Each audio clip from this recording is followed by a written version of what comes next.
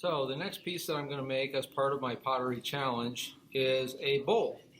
It's not a very complex bowl in its size or shape or form, but what is complex about it is the glaze finish of it.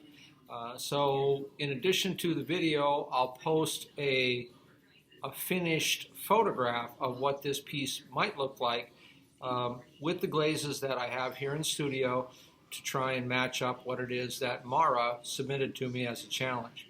So let's get going. So I've got a piece of clay about 1.5 pounds in size that I've placed in the middle of my bat.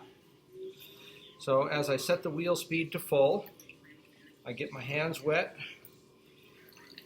and I press downward to help ensure that the clay is securely stuck to the bat. Then I begin the coning and centering process.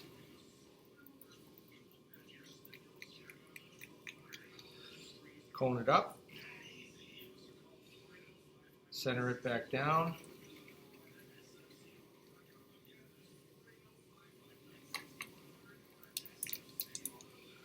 do it again,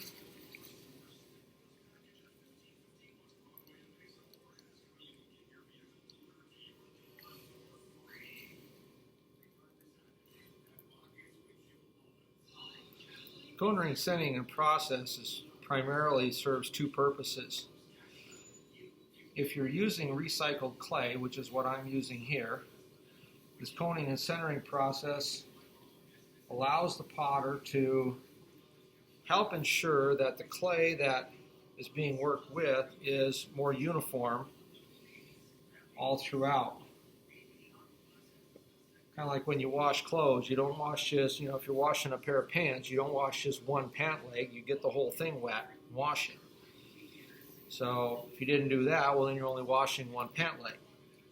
So I know it's kind of a silly analogy, but it is what it is. So at any rate, the coning and centering process, as I mentioned, it helps to make the clay more uniform, but it also helps the potter get a piece of clay to the point where it's suitable to work with as it relates to the shape of the form or the vessel that is about to be made. So when one makes a bowl, any kind of a bowl, whether it's a cereal bowl or a serving bowl, it's important first off to think about the size of the base. And in most cases with a bowl, the base is fairly wide in diameter. Okay, so by centering this clay downward so that it's a little bit wider, it sets me up so that my base is going to be wider and my rim is going to be technically shorter. The depth of my bowl is going to be shallower. So once I finish that coning and centering and I have it to a shape that I'm satisfied with, I'm going to set the wheel back to about a medium speed and I'm going to visualize where the center of that piece of clay is, and I'm going to slowly push downward. As I push downward slowly, I'm creating a hole right down the middle of the piece of clay. Just like you do with a pinch pot, you stick a finger or a thumb kind of in the middle and you press down to create a hole. So by working with the wheel, you just press down and the wheel is turning, so it does a lot of that automatically for you. So working at the wheel, making pots at the wheel, really is an advanced form of hand building and working with pinch pots.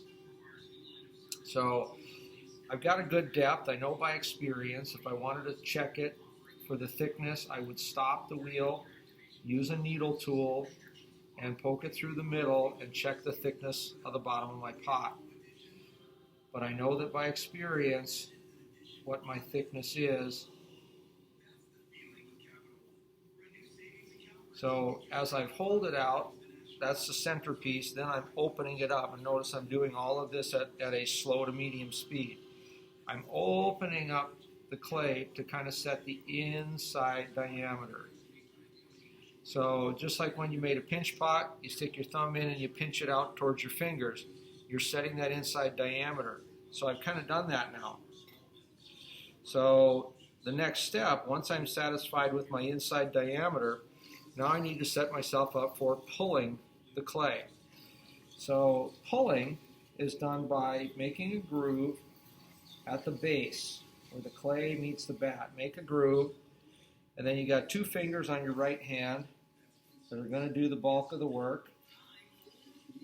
And your left thumb and fingers are there just as a guide, so that as you pull the clay upward to make the wall taller, okay, what we're doing is we're thinning out the wall. So what we also want to do is make sure that after every pull, we want to go back and we create a C with a thumb and a finger, and then with a pointer on our opposite hand, we compress that rim down a little bit.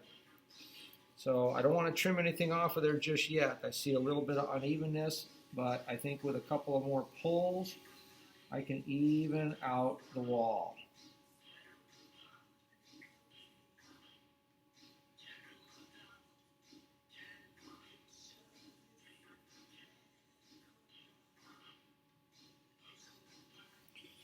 So as I make a pull, I come back and compress. Now, what is worthy of note is when you make a bowl, normally when you make a cylinder, you pull the wall straight up, sometimes inward a little bit.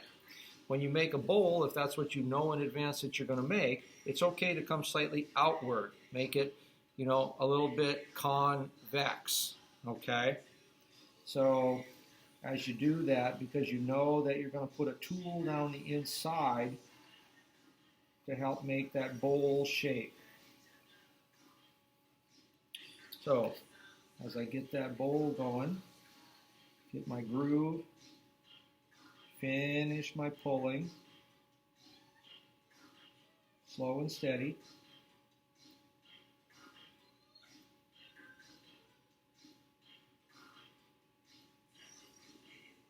Okay, compress my rim.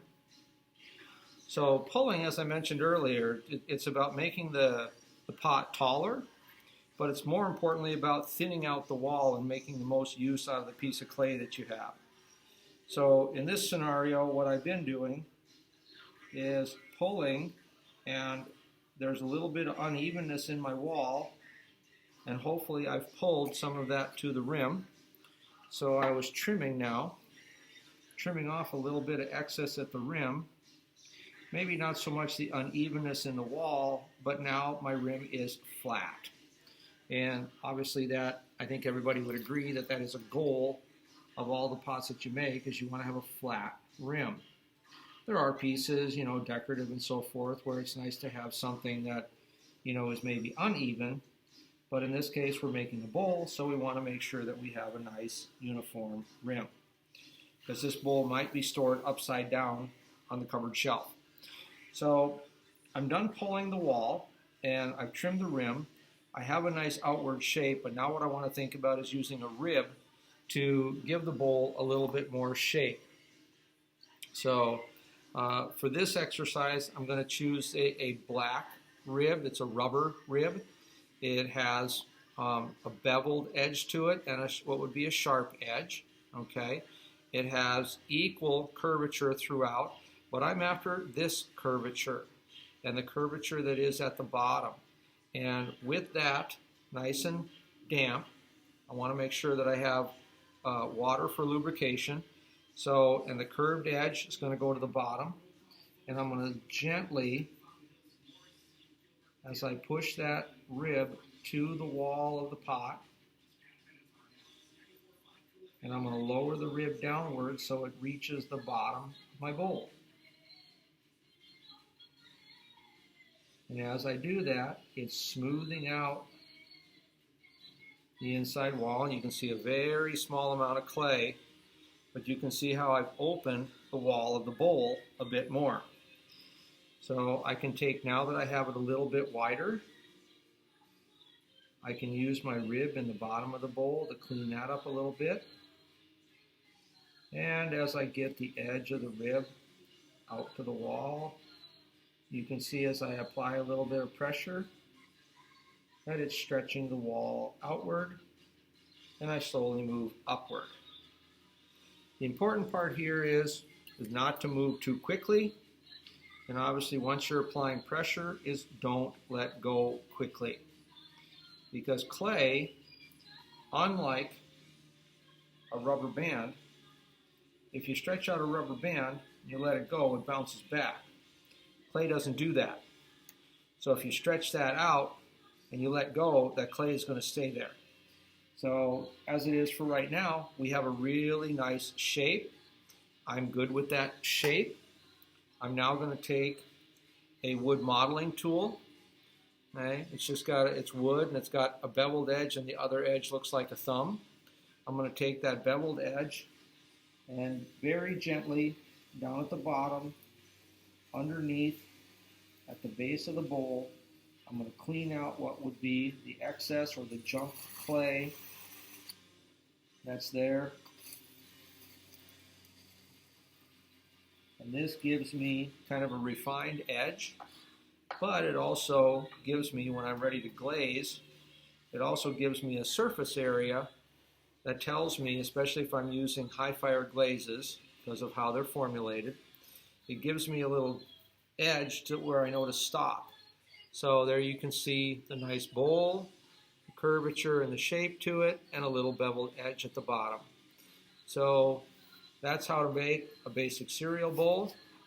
And there's what Mara submitted. So thanks, Mara.